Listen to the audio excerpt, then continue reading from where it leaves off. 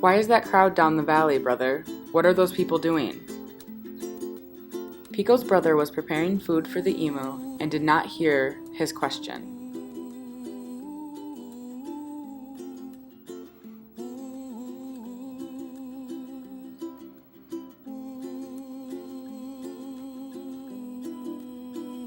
Pico must find out what was going on.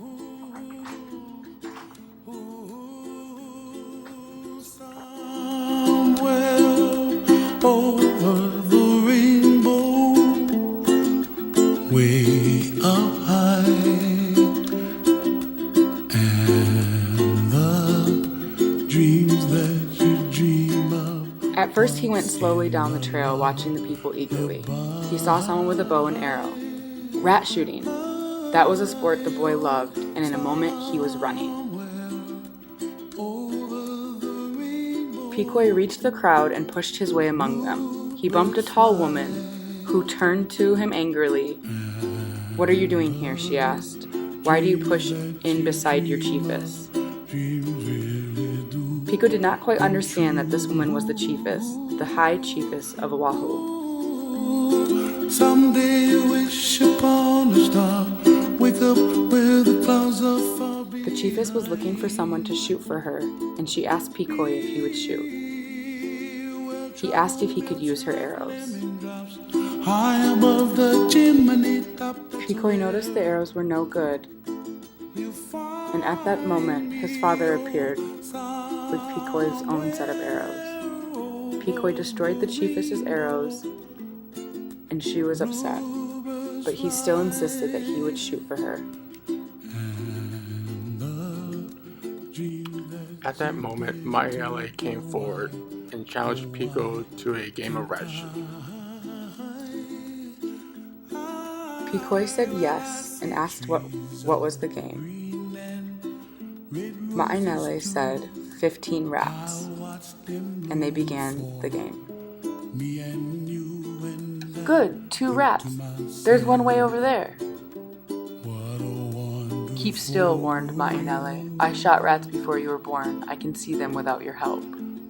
He shot again and again. His father put bow and arrow into the outstretched hand. Pico chanted a prayer. While he prayed, he raised the bow and took aim. He did not want to take his eyes off from those moving whiskers. The chiefess nodded to a servant who ran in among the weeds and held up Pico's arrow for all to see. There were 3 rats on the arrow, and one had been shot through the whiskers. People looked at each other in great surprise. There was no laughter now. A servant ran to get the arrow. The crowd saw him stood among the bushes. Then he called another man to help him. A moment later, they held up Pico's arrow, loaded with rats. The people had been very quiet, almost holding their breath.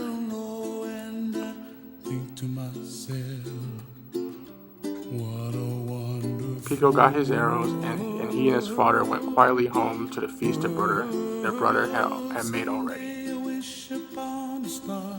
Wake up where the clouds are far behind. Be where trouble melts like a lemon drops. High above the chimney top, that's where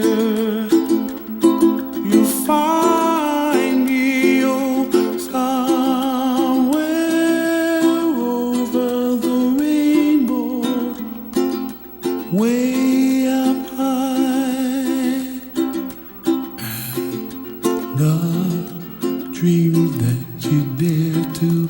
Why, oh, why can't I?